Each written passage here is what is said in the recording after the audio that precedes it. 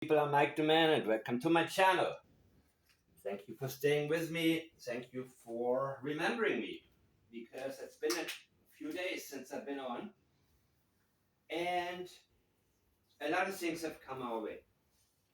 Some of them I'm going to ignore for now, and I do that simply because I don't necessarily pay attention too much to what is trendy right now or what everybody else is paying attention to.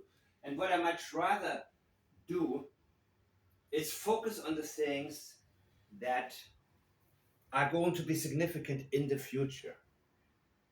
Oftentimes things that we may overlook as not that interesting, but as time goes by, these things will be extremely significant. Of course, I will mention what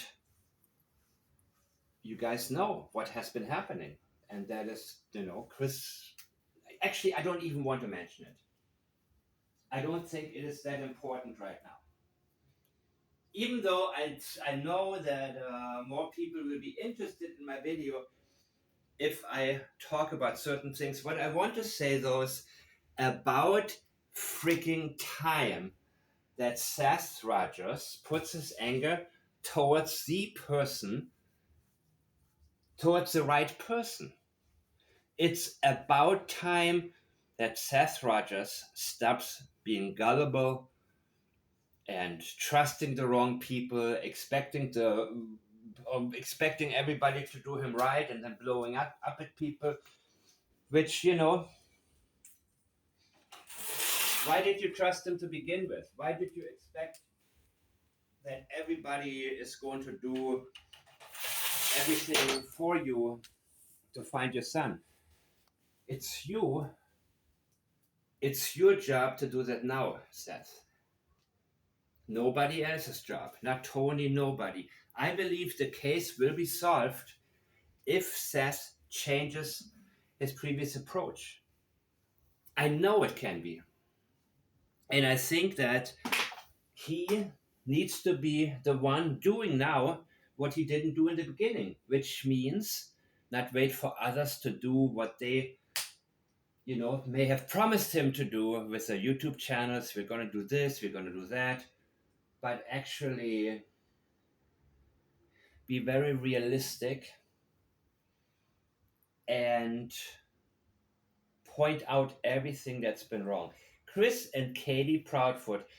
Actually, Katie Proudfoot has been calling the shots from day one. Seth, of course, is by himself. He's alone. Katie has been the voice behind the scenes. And of course, Chris, as we have just heard in a couple of interviews, how they actually interact when the PI Heather was called. The same one who didn't bet at all.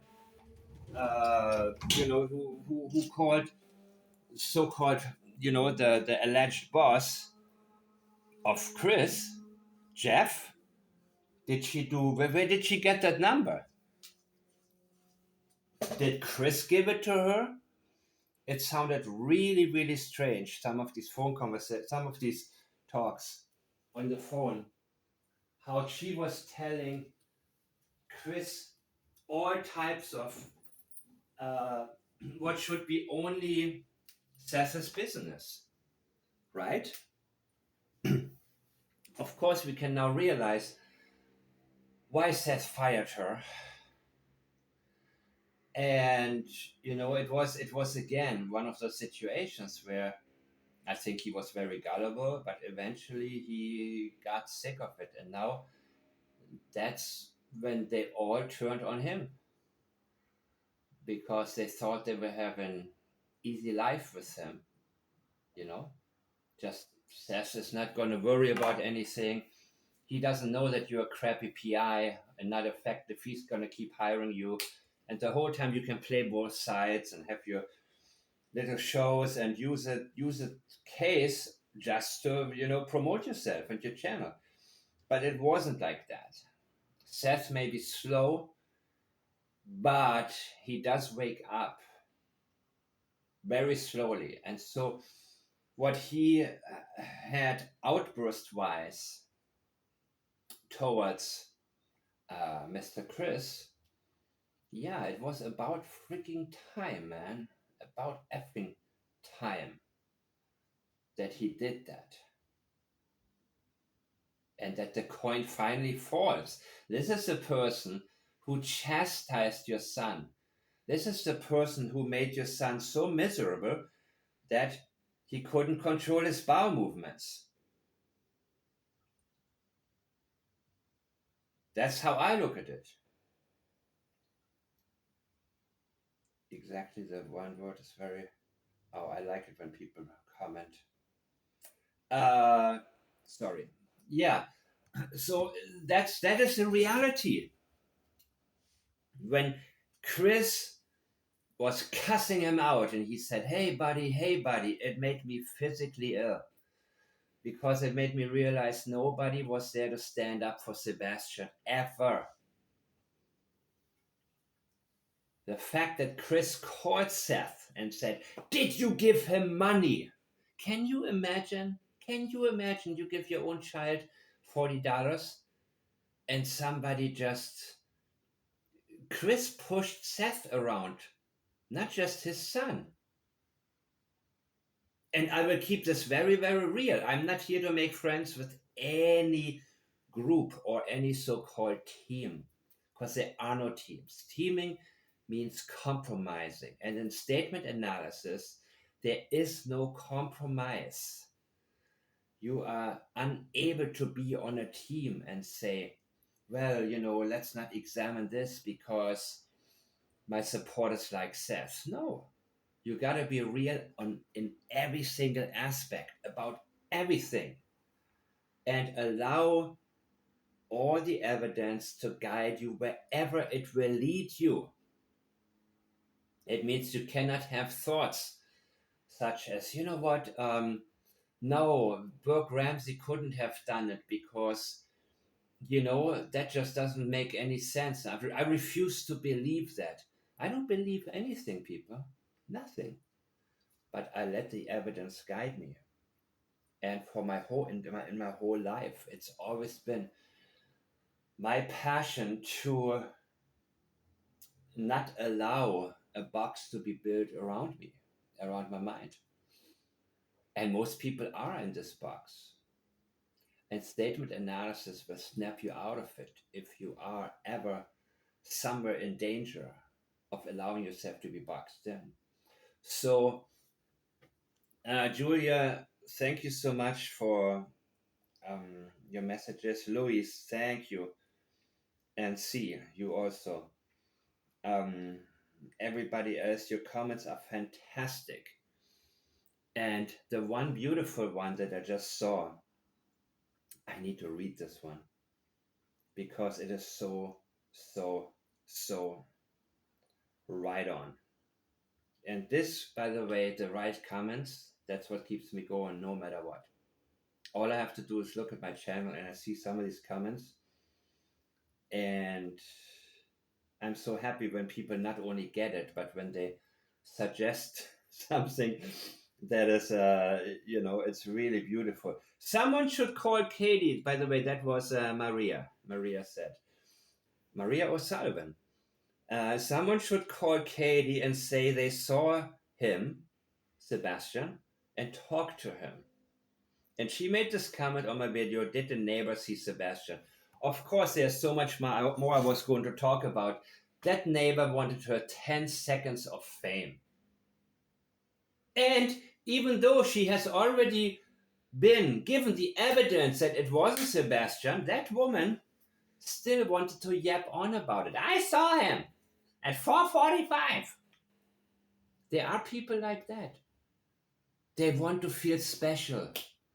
They couldn't care less what the case is about. They couldn't care less whether or not they are wasting everybody's time, which they love to do every time, every chance that they can get. I know people like that. They love to be paid attention. Chris Foot is one of them. He loves to be paid attention to. And yes, he is conflicted maybe in terms of A, wanting this case to be gone. He wants the whole world to forget the name Sebastian, period. But he also loves the attention he gets. He loves to be listened to. He loves to um, feel like he's giving advice when he says, "Okay, let me tell you the deal. Let me explain to you. Let me explain." You see, he never asks. He's a type who will never ask a question. He will never give himself the chance to learn anything. He's a slow learner. I have no doubt. Learning is not his forte. He even told us in the beginning he cannot figure out how to read chat or the live chat on a video, or he cannot read it in the speed it's written. That's just, how incredibly dumb he is. There is, I forgot the name, what the name of the study is, but that study that shows that intelligent people tend to overestimate dumb people. I used to do that. Not anymore. I see him for what he is. He only wants to speak and teach. And what's so boring, I heard part of this Cluminati interview. Oh my God, when he was on there, it was so boring. I was waiting for just one piece of advice to come. I mean, one statement to come through that had any weight. But of course, they're making money with the idiots who have nothing better to do. Um, and again, I watched it on a different channel. I watched the reaction live from a different channel on it. So otherwise, that filter at least made it a little more standable, but it was boring as can be. So here, where's this beautiful comment? Someone should call Katie and say they saw Sebastian and talk to him. They should say it in a way that it's him without a doubt, just to see what her reaction would be. Beautiful. I would love for that to happen. I would love to have a phone conversation, a recording of a phone conversation where, okay, let me read where the police does that. She says, all the police should do a ruse to see if her reaction is that of a mother who has no idea where Sebastian is. Yeah, I can guarantee you that won't be her reaction. I can guarantee you that, but it would be humorous. It would be funny with all of this boring talk. You see, I love it when people are deceptive and they think they can out clever everybody and they make it so obvious. By the way, Chris Proudfoot is boring. He's not a challenge. Everything. But with Katie is a little bit more interesting because Katie seems to have a real ability to deceive in writing and a horrible way when it comes to speaking. I mean, she is just, um, she knows in theory exactly what needs to be done. But being put on the spot, see, that's when she will make mistake after mistake after mistake and give herself away. So let me see what else if I have planned here for you guys because I don't really like to prepare too much. What is this? Wait.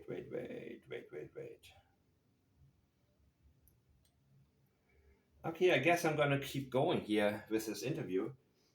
The uh, the more in depth parts. Yeah, I'm gonna do that. I'm gonna do Chronicles of Olivia again. Give me 1 second because I want you to hear it.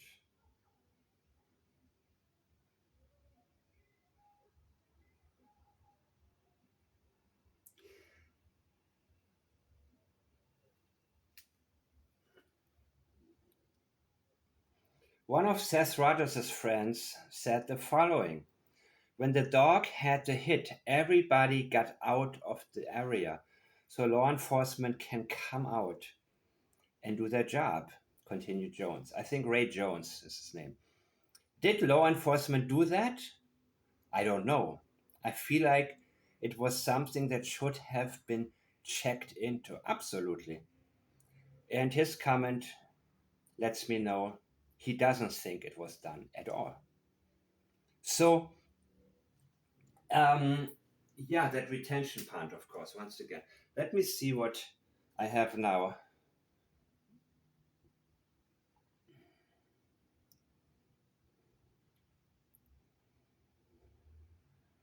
What is this? The lab after dark? Okay. Told me to take a break, so. How convenient. Yeah, so I don't know. I gathered now. This is just me assuming, so we know that how that goes. I may be way off, but I feel like it had something. Oh, did they? To do with this conversation with Bobby Simmons because Bobby has started communicating with him again instead of going through me. So that line of communication. So whoever said that Chris had, gone 14 months. By the way, some people go, their whole lives without acting. Like open back up, and I don't know. We'll see for how long. Yeah. We will see. I promise you, if Bobby told Seth anything of what he's told us, Seth opens his mouth, I promise you, it will never open again. Well, so first of all, Seth is her client, Heather's client. So in that moment, what is she talking to him for? The whole interview, by the way, it shows Katie. She's sitting in the back. She's allowing Chris make to lead the conversation, right? However, she keeps sneaking in comments. And I will also publish my other video. I'm gonna just post a screenshot of the writing and will comment on it. Not very exciting, but I think from now on I have to go back to the basics, which is statement analysis, and allow people to tell us what actually happened. Yeah, I bet you guys have heard all of this before. What was Katie saying in the background? I didn't hear that. Let me see. A couple days ago, he told me to take a break. So yeah, how convenient. Yeah, so I don't know. I gathered now. This is just me assuming, so we know that how that goes. I may be way off, but I feel like it had something. Oh, did they? To do with this conversation with Bobby Simmons because Bobby has started communicating with him again instead of going through me. So that line of communication. So whoever said that Chris had, gone 14 months. By the way, some people go, their whole lives without acting. Open back up. And I don't know. I didn't understand this part, by the way. This is Lab After Dark. We'll see for how long. Yeah. We will see. I promise you, if Bobby told Seth anything of what he's told us, Seth opens his mouth, I promise you, it will never open again. Well, so, yeah, that was, of course, a threat, but here's the thing. This is how the dynamics were in that family. Chris completely controlled Seth. Chris had, I mean, Sebastian was completely unprotected. Now he's saying, finally saying, but why did neighbor Bobby have to go through Heather Cohen? Did you hear that? They are all controlling Seth. Seth is allowing everybody to do in his name whatever the hell they want. But I guess Bobby, that neighbor, decided to go to Seth directly a couple of times. And maybe she didn't trust Heather Cohen, or maybe she just had a feeling she wasn't really doing her job or wasn't taking her job seriously. Which, by the way, was my first impression a year ago. these people are just clowning around. They're having fun with it. And they don't have any supervision. Seth is, sort of trusting that everybody's gonna do right by him, which you unfortunately cannot. It's not gonna lead anywhere good. The same way that he trusted that Sebastian would be in okay hands over there, even though he'd already been abused. But so Seth, do what you have to do to make sure this case gets solved. And if Tony advises you that, hey, they're on it, they know who it is, they're looking at this person. Looking at that person don't mean anything. They're looking at that person. Yeah, they're looking at Katie Proudfoot, but they're not doing anything. They need to do something. I am not somebody of hope. Hope is not my favorite word because I don't think that we need to have hope. I think that life is good and we miss a lot of opportunities in life, but the doors open again and things always sort of, life is a circle. But when I hear the term hope, I hear disbelief. I hear I'm powerless. I hear probably not, but who knows? And when I hear it in political speeches, I really hate it. And of course, political analyses are something I'm not interested in doing because chances are I will alienate quite a few people, no matter what side I'm examining. That's just how it works. Till she went to wake him up. And that was about 6 a.m. So, hey, tell her what you just said so that way, for the record. Wait. No. She said that what I told you about hearing the noise, her saying go to bed, and yes, ma'am, apparently that's wrong. So, correct. Now, do you hear how Edgar is speaking to her right now? Just rewind that just a little bit. What I told you about hearing the noise, her saying go to bed, and yes, ma'am, apparently that's wrong. So, correct. Okay. I don't care what you're doing, knock it off and go to sleep. Did he answer her? He said that's fine. Okay. Once again, going back to what I fucking said.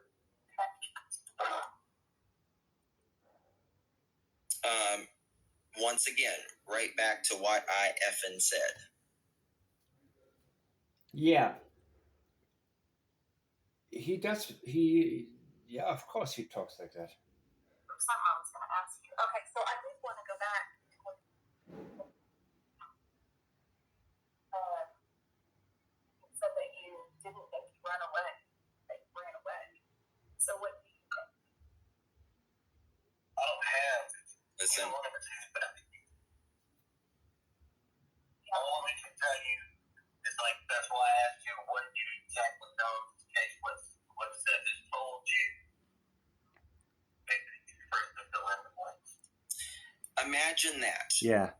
Imagine that. Edgar says, that's why I asked you what you know about this case and what Seth has told you. Makes it easier for us to fill in the blanks. So, did you guys hear this? Okay, well, this is Clutched and Purse Justin talking about Edgar, whom he's referring to Chris Foot or Chris Proudfoot, Christopher Proudfoot, and says Chris wants something from Heather. He wants to know what Seth knows. He wants to know not what Seth is thinking. If I don't know what happened, well, I would want to know what somebody else is thinking. If my child is missing, I would, assume that if you know something, you're going to tell me. because I will be able to help you. You can reach out to me. I will be the first person jumping on all of this. I will jump right there onto the case and help out. And yes, by the way, this is such an excellent comment. I wished, somebody would, man, I know the police is not going to do anything in this case, but to get Katie Proudfoot, her reaction, if a cop comes up to her or police calls him, and they're allowed to do that, they can lie. And if Chris Wood answers, they will say, no, no, no, no, we need to talk to the mother of the missing boy and say, we found your son. And he ran away. He said he was angry and he was scared and he didn't feel safe, and whatever story. And see how she reacts. She may just start laughing. She may have a duping delight meltdown, actually. That's actually what I'm waiting for when it comes to Katie Proudfoot. A duping delight meltdown. And this is also what I can guarantee you she is scared of. She is scared of her. Remember when all of a sudden she did the hands video? Why? Because she caught herself delighting in duping the masses, especially the church lady interviewer who bought it hook, line, and sinker. And Katie is thinking, I can't believe people are that stupid. And yes, I tried to message her one time on Twitter, but she doesn't, she only tweets. They picked this woman for a reason. You know what I mean? They pick certain reporters for the fluff jobs, to not offend anybody. And going back to the term hope, yeah, Seth lives on hope, but come on, man. Now it's time it's time for some action and raise some real hell and stick with it, because I said it from the very beginning. When he was told, Sebastian walked out of the house and he saw these shoes were still there, all of his shoes. Man, he should have raised hell right there with the police. Right there. Right then and there. That morning. He should have said, wait a minute. Something is wrong here. All his shoes are here. What do you mean? He would never go out barefoot. He should make more noise and demand with the cops. This is not about helping us find a boy who was just seen by a neighbor allegedly running around. No, there is more to the story. We need to investigate that. But he didn't do that. So I don't know what can be done now. But if somebody can do it, it is Seth, who has to be the one doing it, not waiting for others, not allowing everybody in his case. But Chris wants to know exactly what Seth knows. That was his worry. Could you hear also the worry in his voice? And twice in that interview, in that phone conversation, I'm going to analyze. He actually expresses his worry, a very strong worry that Seth may know something. He's feeling out the investigator to see how close she is to them. And what else does he want to do?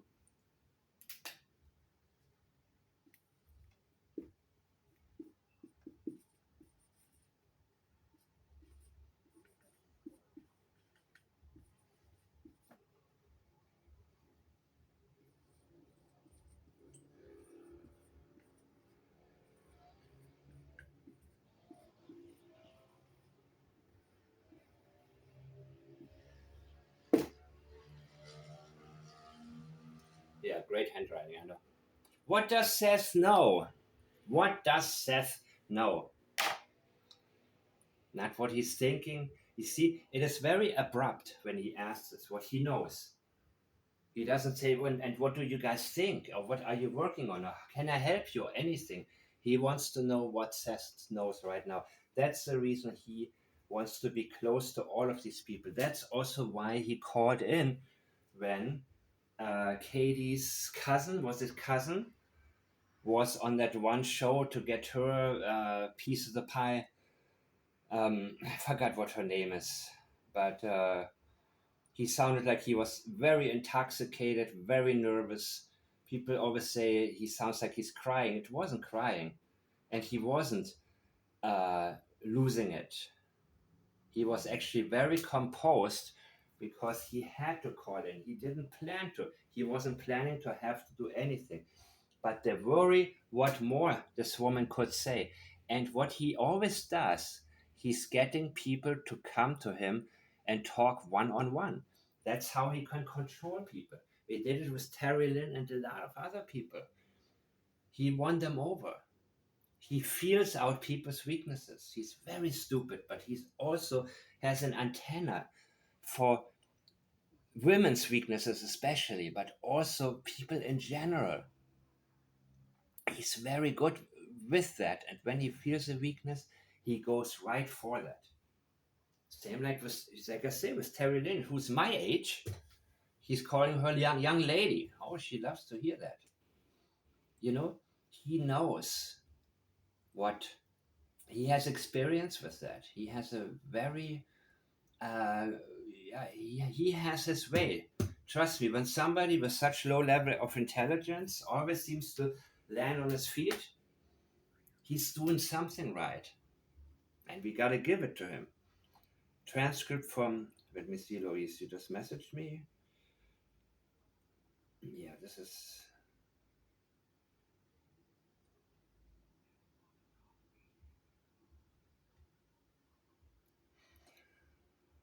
okay. So this is basically the one part I wanted to talk about right now because this is important. Filling in the blanks. He wants to finish the story the same way he did with the narked team when he called them to let them know, to claim allegedly that the dog picked up a scent towards the retention pond from the house, which is not true, where Sebastian must have walked. And he described the way that he walked, as we have seen in the lights video.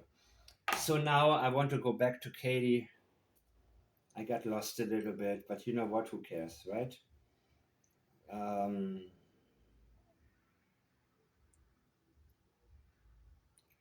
so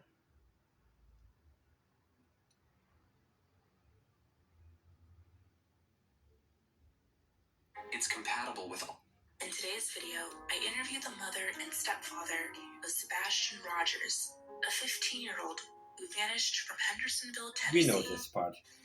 What are your theories? Like, I'm sure your mind just thought of every possible thing that could have happened, but is there any theory that you can talk about that you think? What I can tell you is, with all law enforcement, with everybody that's involved, there's nothing that's been eliminated.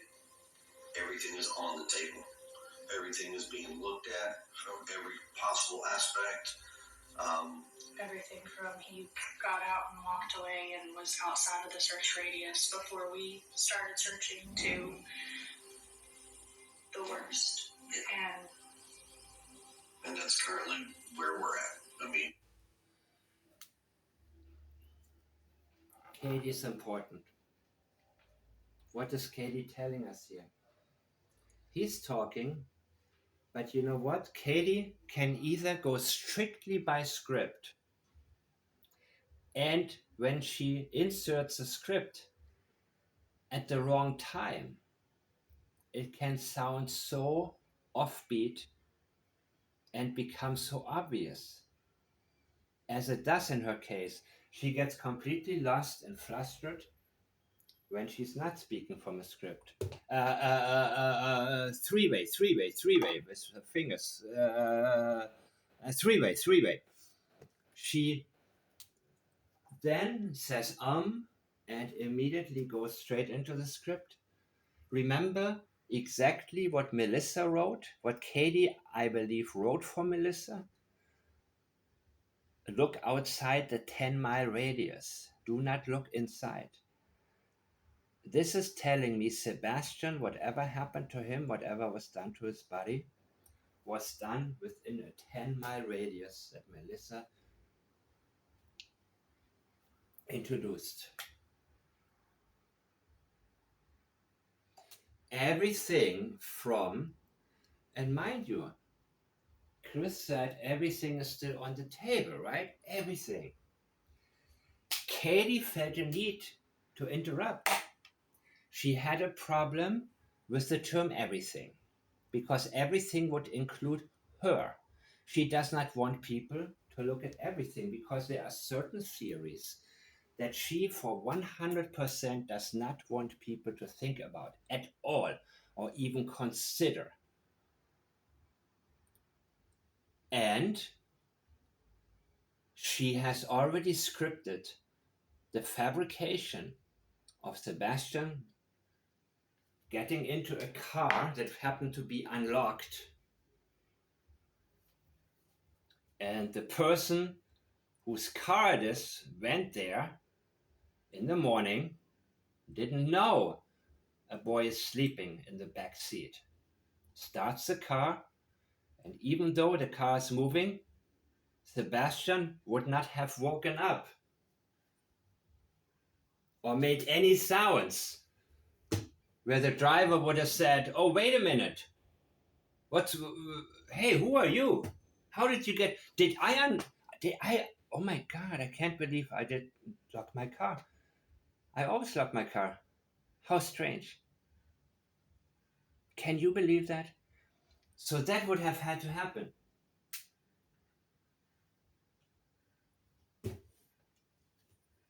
He didn't, that guy wouldn't have been able to. And then also getting out of the car, the person would have not looked in the back or noticed a sleeping boy. And slamming the door wouldn't have woken up Sebastian. And then he would have gone out of the car. What a fabrication. What a 1 in a billion chances for that to happen, huh? But this is where she goes. Katie Proudfoot, she goes for the big stories. And that's why she can't hide her duping delight, because when she realizes there are people who actually believe her story, she can't stop laughing, thinking about how stupid people are, especially that church lady. And everything is building on what Chris says. Everything is still on the table, which of course is his memory of something that was on the table, needed to be removed and maybe gotten rid of at the retention pond. Everything from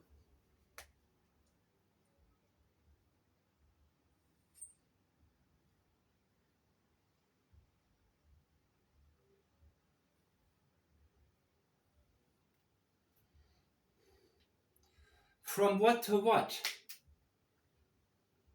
And look at the amounts of words. Look at that story she's creating now. Everything from, here's a story. He got out and walked away and was outside of the search radius. Let me guess, 10 miles? Before we started searching. I guess the police search radius was 5 miles, but she introduced 10 miles to Melissa, through Melissa's statements. We also always want to look at the percentage, the reasonable amount to be spent on one area. What does she spend most of the time on in this short statement? And this is as short as it is. She interrupted. She did not like what Chris Foot said. Let me listen to it just one more time, people. What are your theories? Like, I'm sure your mind just thought of every possible thing that could have happened, but is there any theory that you can talk about that you think? What I can tell you is, with all law enforcement, with everybody that's involved, there's nothing that's been eliminated. Everything is on the table. Everything is being looked at from every possible aspect. Right. Everything from he got out and walked away and was outside of the search radius before we started searching to the worst. Remember what I told you in one of my earliest videos? When Katie uses a script, she races through it. She speaks so fast. She can't wait to get it over with. There is no experiential memory. There is no pausing. There is no natural conversation or thought process because it's already been very well prepared. She races right through it. Remember how she gets flustered and stutters and loses her track all the time? And then she speeds it up the moment it gets to a script. She can't wait to get through it. And it sounds so unnatural. Let me listen to it one more time. By the way, from every angle, right? It should be, not every aspect, what Chris Foot said. What are your theories? Like, I'm sure your mind just thought of every possible thing that could have happened, but is there any theory that you can talk about that you think? What I can tell you is, with all law enforcement, with everybody that's involved, there's nothing that's been eliminated. Everything is on the table. Everything is being looked at from every possible aspect. From every possible aspect or angle? Chris. Everything from he got out and walked away and was outside of the search radius before we started searching to... You see, this is exactly the same style. That's why I said Melissa, what she wrote is 100% authored by Katie Proudfoot. I don't have it in front of me. I can look it up right now, what she said. Let me do this right now, people, because I want to make sure that I spend the right amount of time on the things that really, really matter. Melissa.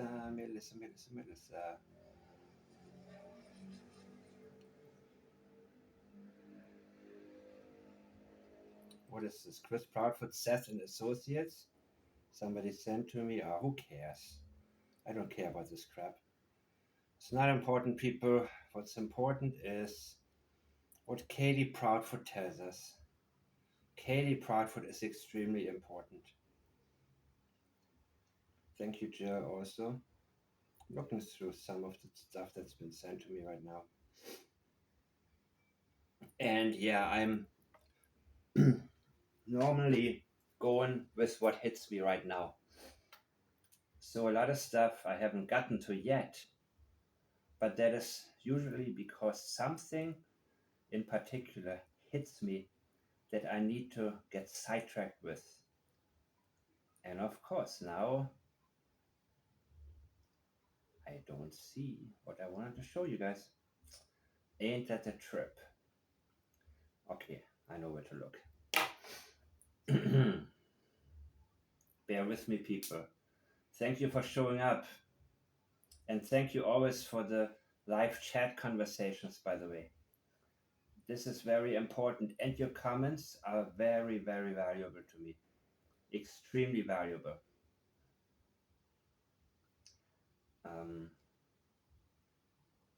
Melissa.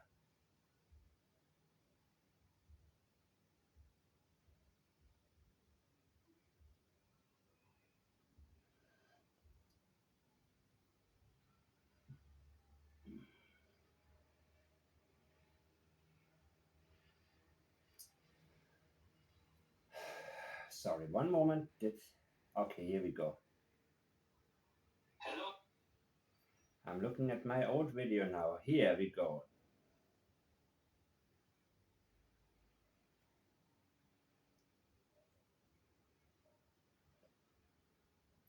I am worried that he may have got in back seat of a car, fell asleep, and woke up after someone got to their job and got out of the car.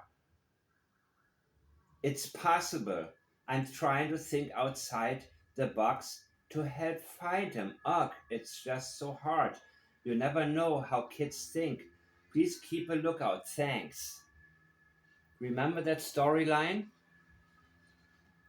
This was authored by Katie Proudfoot for Melissa. Melissa has the same IQ as Chris. She wouldn't be able to come up with a story like that. This story is exactly something that Katie says in an interview. He got out and walked away and was outside of the search radius before we started searching. Everything from that to the worst. And unfortunately, Kristen interrupts her. I would have loved to hear what the end was going to lead to. You see, she said he got out and walked away and was outside of the search radius.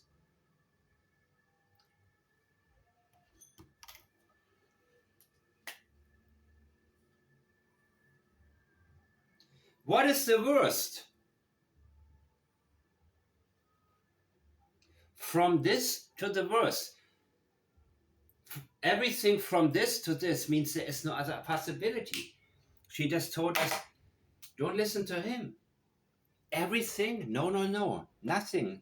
Only this is on the table. I want only this to be looked at.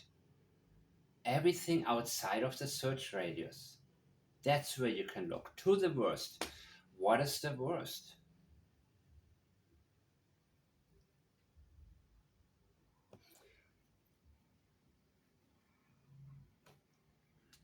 The worst for her or the worst for her son? This is what she spends out of all the words that she uses.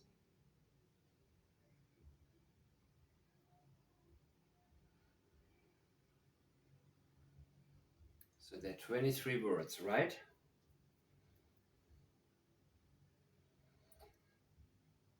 And 17 words out of the 23 are spent on this nonsense.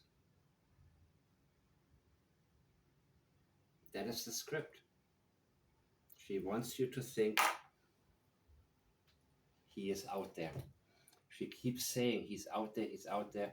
And yes, the digging comments, the digging, the bulldozing, yeah, it sensed it somewhere within this search radius is where Sebastian's body can be found. So was it done with acid? Was that what the dissolved comment was about? Or was he bulldozed down? We gotta keep digging. No stone left unturned. But there were also the water references, swimming and into thin air, which more likely would suggest fire or acid, as Chris has allegedly talked about. Don't mess with the blue collar man because we got access to acid. Anyways, everything is my opinion only, and I'm not the judge, I'm not the jury, and everybody is innocent until proven guilty, if that will ever happen. So let me get back to the rest now. Let me continue. How to stop memory loss. Here's the simple plan. Shut up.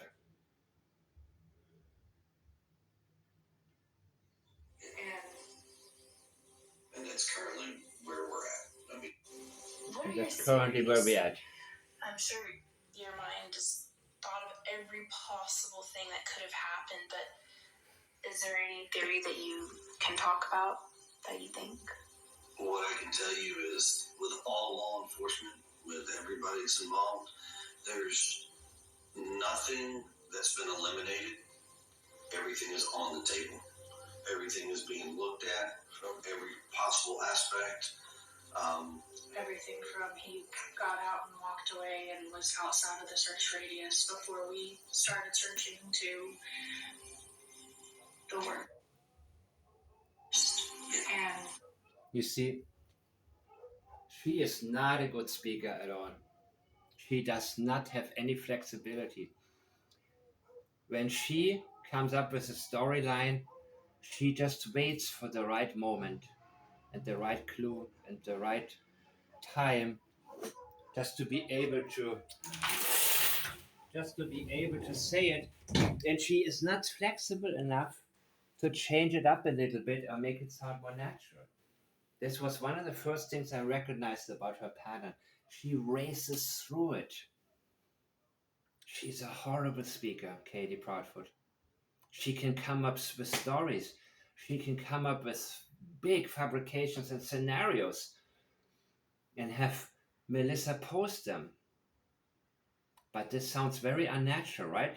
Let me know what else you have noticed when Katie has spoken in the past. It sounds very unnatural. And yes, Sunday is a school night. Sunday is not a school day, but Sunday is a school night. Friday is a school day, but Friday is not a school night, idiot. Chris Foot argues about that.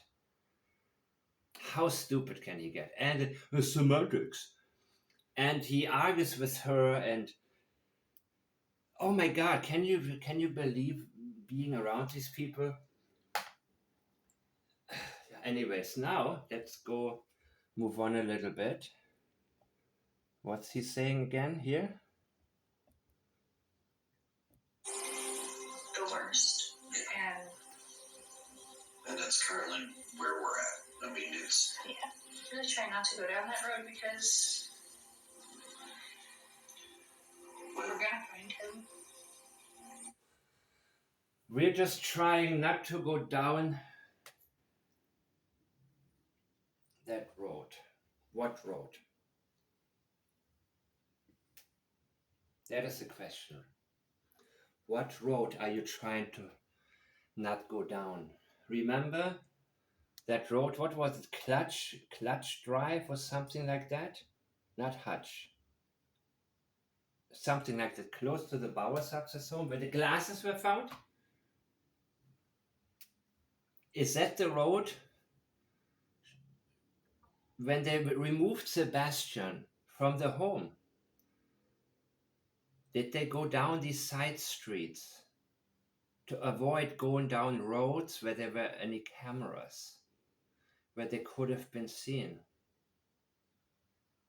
Because neighbor Bobby told us that night the only thing that could be seen was a 3 a.m. vehicle, and that is it. And then later in the morning, Katie and the school bus, and then police. It's not a lot of traffic there. What road were you trying not to go down that you wound up losing Sebastian's glasses 0.3 miles away from the home of the Bauer success, from his parents? They are trying to avoid, this is experiential memory. She's trying to go down, try not to go down that road. The memory of avoiding to be seen on camera. That was also her first concern when she made a post, when Sebastian was missing, when somebody before already on the Facebook group, on their little group posted, and yeah, neighbor Bobby has such a problem. Oh, people try to join this group, blah, blah, and people walking through our neighborhood. Yeah, get out of here with this. Think about it was your son talking about, yeah, my kids are normal. Great, good for you. So it's because in your eyes Sebastian is normal. Is that why it's not important that we have attention to this case? Is that why you simply don't think it's worth being bothered over when the people are going through your neighborhood, that the reporters keep the case out there. So again, if you expect me to take sides or say this person is a good person and this is a bad person, doesn't work like that. I see every single statement that people make and what the intentions are. So,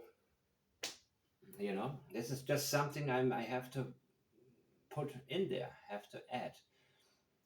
She's trying not to go down that road. That was a very, very important thing for her, to avoid the cameras, because and she pauses.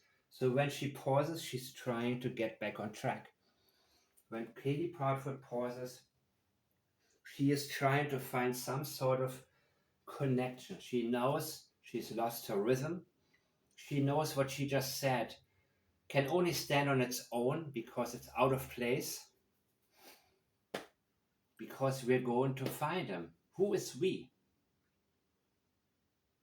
You can find him because you know where he is. But who is we?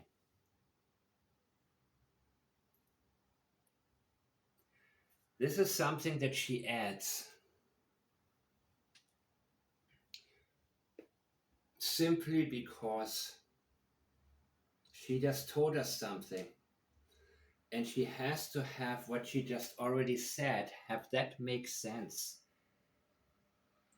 in the bigger picture of what this is all supposed to be about, which is supposed to be about finding Sebastian.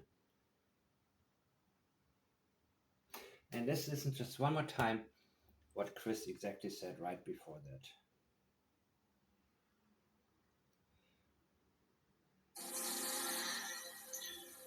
We're gonna find him. What are your theories? Like, her voice sounds so horrible when she says, "Bring him home. We're going to find him."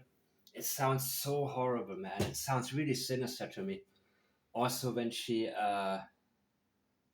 something. Oh my God. Anyways, not important. Thought of every possible thing that could have happened, but is there any theory that you can talk about that you think? What I can tell you is, with all law enforcement, with everybody that's involved, there's nothing that's been eliminated. Everything is on the table. Everything is being looked at from every possible aspect. Everything from he got out and walked away and was outside of the search radius before we started searching to the worst. And that's currently where we're at. I mean, it's... Yeah. I'm going to try not to go down that road because... What road? Where we are at? That's currently where we are at. You mean within the search radius? That's where you are. But down that road, within that search radius, is where you are not trying not to go down that road. You see, many times people connect different experiences with the verbiages they use, something that is familiar to them. It can be about different aspects, different parts of the experiences. We are going to find him if we are going to go down that road. Down that road is where we're going to find him. And as I have said before, I immediately think about the glasses. And Seth, of course, I don't know. They look like his. Well, did you take a picture? Did you take a picture, Seth? They were handed to you. You couldn't reach law enforcement. They were not interested in answering your calls. Oh my God, I would not even, if I had this, if, the narc diver team, they know immediately something is really off here. But Seth, Gotta say it as it is, man. He dropped the ball from the very beginning. I'm glad he finally gets out of Chris Proudfoot's shadow and won't let him boss him around anymore. And it finally sinks in how much pain his son went through because of this guy, because of that lowlife. Finally, it sinks in. But Seth, he should have taken a picture. Somebody should have taken a picture. Supposedly there was one. And he said, well, I hadn't seen him for 3 weeks. And I wasn't sure. Okay, Seth. Well, now that we have the TRH video, all of us can compare. Had you taken a picture? And you could have also said, let me see some of these videos. But you see, that's what struck me, what stuck out to me when I saw. And by the way, that other, the last one, I don't know even what the point was of him doing a live. I don't even know him and Tony. The moment I see Tony on there, immediately you know what I mean? Seth again is unable to take charge of anything. And Tony said to him, Seth, and he needed Seth's approval there, because I can guarantee you, Tony and law enforcement speak to each other very differently than how they talk with Seth. They know he's a mediator and he's on their side, and he will try to calm Seth down. Says, Seth, they're looking at someone, right? I say, yeah. Great. They're looking at somebody. You see, 3 weeks you hadn't seen your son, but the glasses looked similar. And you let it fall out of your hands. And now, what did law enforcement do with it? By the way, having analyzed Craddock's statements, and you can send me also the more if you have more handy. I would love to look at more. He is BSing the public. He is playing around and buying time and keeping everybody on arm's length, creating the illusion that they are working hard on it, but they have absolutely nothing, because they actually know a lot, but they're unwilling to prove it and unable to prove it. But what this comment that I have just read to you guys from one of you, Maria, that's exactly what law enforcement should be doing. They're allowed to lie. They should call Katie Proudfoot and report it and record it. And they should say, we have Sebastian. And do it really, make it really good. Give a really good story. Tell them, oh, he got to sleep. He went into a car, he fell asleep, and then just use her BS story. Use that one on her. And I can guarantee you she'll be laughing in the back. I can guarantee you that's exactly what she will do. I'm almost finished. I hope you're still with me. Yes. Yeah. Really try not to go down that road, because we're gonna find him. Look how long she took. But that's what's connected. That's the only connection she could find. We're going to find him. That road. What was the road? Was it Clutch Drive or Hutch Drive or whatever the name was? We are just trying, because they are maybe not sure that the camera caught them. And the glasses were lost. There's a mistake. But it was so easy to fix. So easy to fix. We're gonna find him. Speculating causes problems. Assumptions. Oh, what a lowlife. What an idiot. Always repeating the same crap. But here is something she will say now. Just know he's out there somewhere. All right, let's listen. Issues.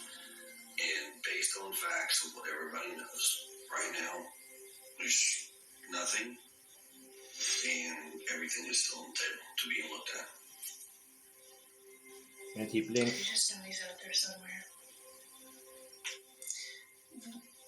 One other question I have is recently Channel 5 in Nashville, they had security footage that showed 2 flashlights the night he disappeared. Is there anything that you think about this video? Or Sure. So, there's a lot of... Yeah, the flashlight video. Now he's going to give you Katie's script.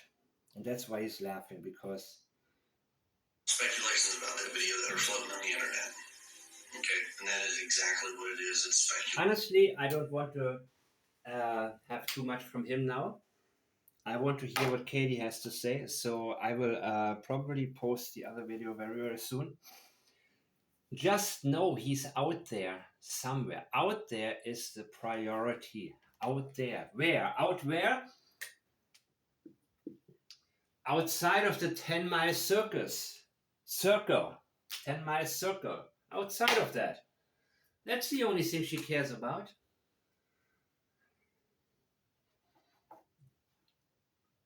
Outside of that radius. That's what she cares about. That's what she wants you to think. Do not look inside. Because when you go down that road, you're going to find him. Down that road they went that night. They were trying not to go down there. But they did go through some neighborhoods they couldn't avoid. And they could have been seen on camera. And maybe they were. And maybe they talked with these people. And who knows if they paid them off allegedly or intimidated them. But what was this other guy who said he doesn't want to get involved? There was somebody else who made this comment. I will go down that road later on, but I remember some of you have sent me statements and things that were said by people who had something to offer information-wise. And a lot of these statements included, well, this guy knows this, or but he doesn't want to get involved. Nobody wants to get involved, people. Nobody. That's why it's so easy for the Proudfoots to do what they're doing. They're getting away with it. And again, usually look at the Polly Klaas case. In many cases, the father has to be the one putting the pressure on law enforcement. And he needs to snap out of it. And he needs to, when Tony says, Seth, didn't police tell, I would say, who cares? My son is not here. Remember your original words. Yes, maybe Tony has helped Seth to keep him from blowing up in people's faces, hurting this case, but it's like a castration. Now he's just sitting there waiting, and police can tell him anything. So Seth, in my opinion, needs to stop letting people tell him what to think. Grab his balls and go for it. And put pressure on law enforcement. Ask the right people. Don't be a victim anymore. Well, they don't really tell me anything. They need to tell you something. You have a right to know a lot more. Don't let them push you away, because that's what's been going on the whole entire time. So I'm sure that some of you listening have a line to Seth. You can let him know what I said. I'm saying it because it's reality. And I'm saying it because I want this case to be solved. And I know that Seth has hope. that Sebastian is going to be found alive. But no matter what, as time goes by, hope will crumble when there is no success. Hope will go away, and what comes later will be anger. It's usually like this in cases. And when there's a real missing child, it is the worry, the intense worry, what my child is going through right now. And that's all. And it was very legit when he said, if you have my son, please just, if you're taking care of him, he didn't want to say kidnap. He didn't want to upset the potential kidnapper. That is also expected, that you begging the abuser to let go of him, please. But no matter what the outcome, whether a child is found dead or found alive or found but very traumatized by what they've gone through at the hands of the abductors, the anger will come.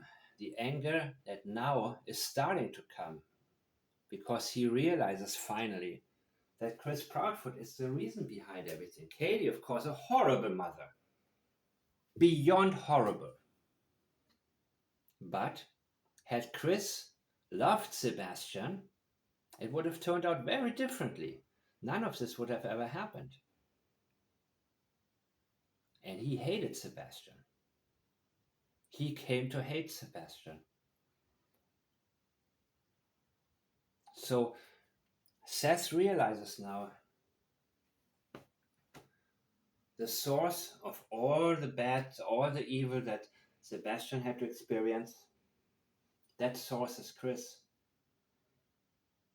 He recognizes it. And now what? Now he will most likely more and more,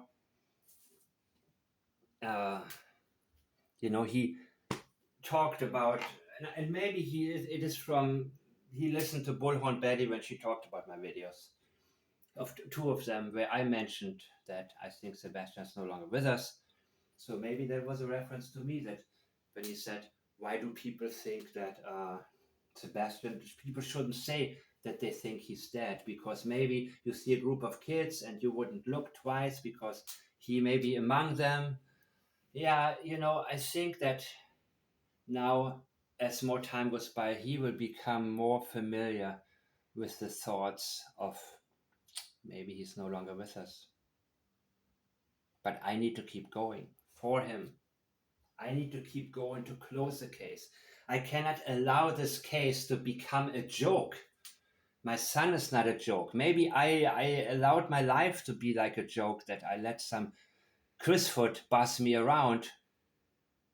And I said it before, that why was Sebastian not willing or able to tell Seth what he went through? Because I think that he witnessed Chris pushing him around. And he said, there's no, what's my dad? My dad ain't going to do nothing. He ain't going to be able to do anything. Kids are very perceptive, especially autistic children. They're able to see through, and you see, maybe he would have been right even. Maybe he wasn't wrong. What if Sebastian had told Seth, this guy's beating me with the belt? Would Chris have really stood up? Would Seth really have stood up? From what I have heard, how Chris was cussing him out, and he says, hey, buddy, I'm not sure. As a matter of fact, Sebastian was probably worried that if Seth will say something, it ain't gonna do nothing. It'll make it even worse. And he'll get punished even more. And I still don't understand. He was going to live with Seth, but Seth lives by himself and he's working strange hours, right? How would he have been able to manage that? I don't know. Well, Seth is the one who can make the difference now. And I really hope he does it. And if any of you has a line to him, and not Tony, don't go through Tony. That is just as insulting, by the way. as it would be to go through Heather Cohen, to go through Tony. No. If you have a line directly to Seth, go directly to him and encourage him and say, you can do it. But you have to get off your ass and you have to be more energetic, and you can't let people push you away. And you can't let them play you for stupid and say, yeah, we're looking at somebody. Oh yeah, we're looking. What do you mean they're looking at somebody? He didn't say they're investigating. Did he say investigating? That's like Melissa saying, keep looking, keep on the lookout.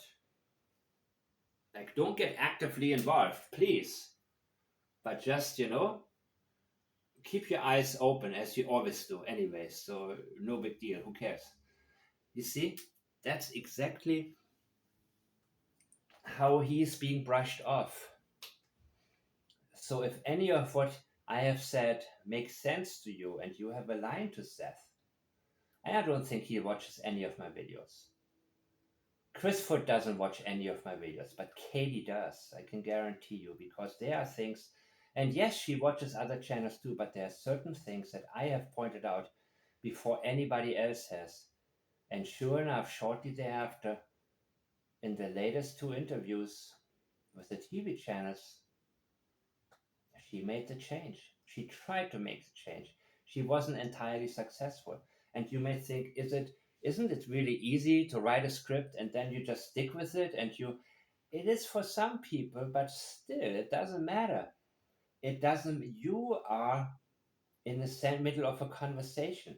Now, the questions may be talked about a little bit before, or a lot. Oftentimes, I'm sure Chris Foot says, okay, so what you gonna ask me?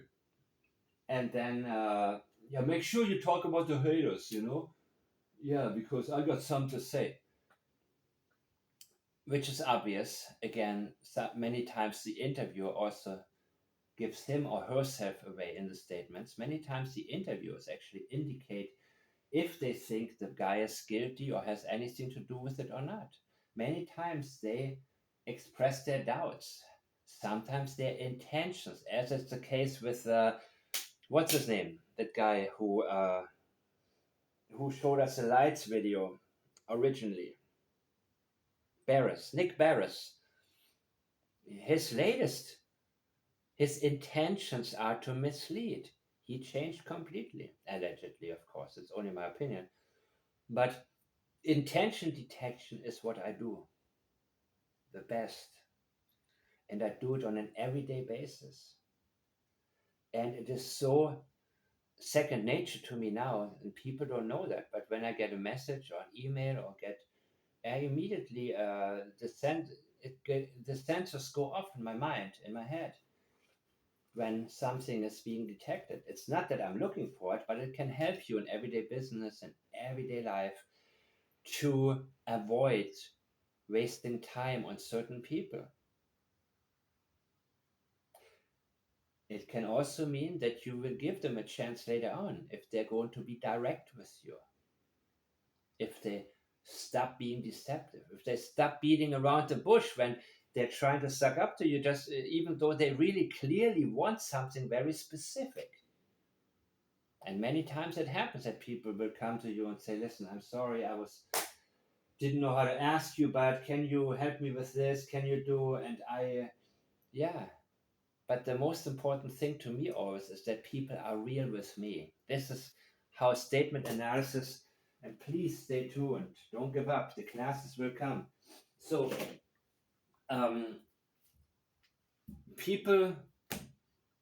statement analysis has helped me with every single aspect in life.